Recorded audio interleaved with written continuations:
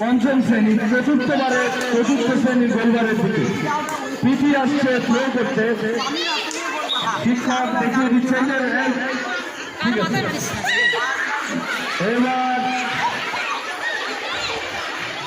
দেখা যাক একটি বল 22 জন প্লেয়ার সবাই এক জায়গায়, দুজন গোলকিপার দুই প্রান্তে, আর সবাই একত্রিত হয়ে বল খুব বিপদে পড়েছে। কোনটা থেকে কোনটা যাবে বল জানে না। এই বাউল হয়েছে, বাবাহি দিয়েছে, যাবে না। এই ব্যাকগ্রাউন্ডটা নিচ্ছে ওদের দর্শক চলছে চতুর্থ পঞ্চম শ্রেণীর টান লড়াই এবং বল আউট হয়ে গেল। বল মারলে বলটা চলে গেল গোলবারের বাইরে।